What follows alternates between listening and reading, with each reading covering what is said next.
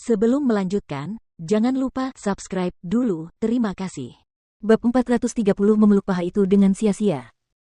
Para penonton melihat ke arah pria berjubah hitam itu lagi dan mereka harus mengakui bahwa dia terlihat sangat luar biasa. Baik itu bentuk tubuhnya atau rahangnya yang terpahat dengan baik, itu membuat orang merasa bahwa mereka akan sangat berani untuk membandingkannya dengan orang biasa. Terlebih lagi, aura mendominasi pria itu terlalu jelas untuk diabaikan. Sikapnya begitu mengesankan sehingga bahkan putra mahkota negara Green Gallop Niteng tidak dapat menandinginya.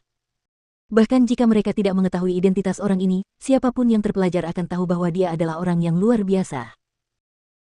Pada saat ini, ekspresi monster tua jiwa baru lahir tidak terlihat baik. Ketika dia melihat bahwa nona muda telah berjalan ke arah pria itu dengan cara yang akrab dengan senyum cerah di wajahnya, matanya hampir jatuh.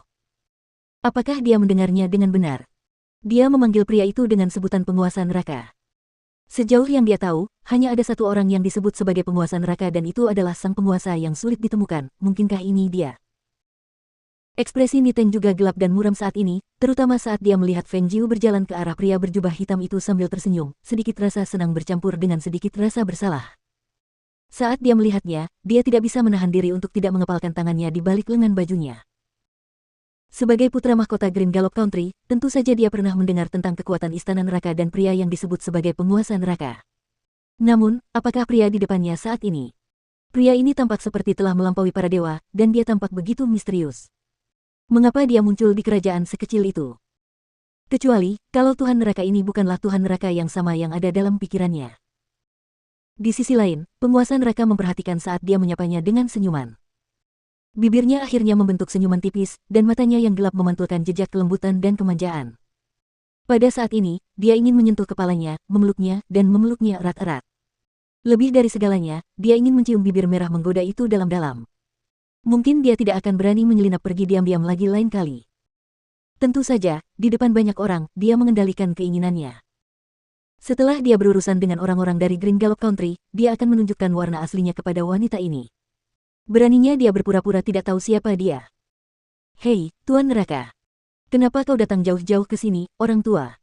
Apa ada yang harus kau lakukan? Dia tersenyum lebar saat berdiri di depannya. Sebenarnya, dia ingin bertanya bagaimana dia tahu di mana rumahnya. Bagaimana dia tahu bahwa dia seorang gadis?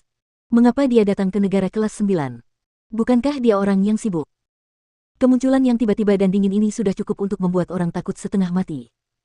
Orang tua. Mendengar dia memanggilnya sebagai seorang lelaki tua, alisnya berkerut saat dia berkata dengan dingin, apakah tuan ini sudah sangat tua?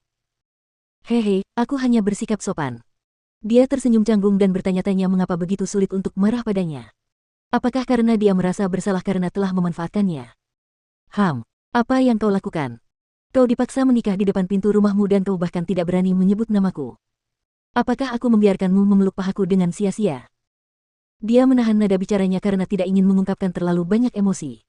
Sebaliknya, ada rasa tidak berdaya yang kuat dalam suaranya.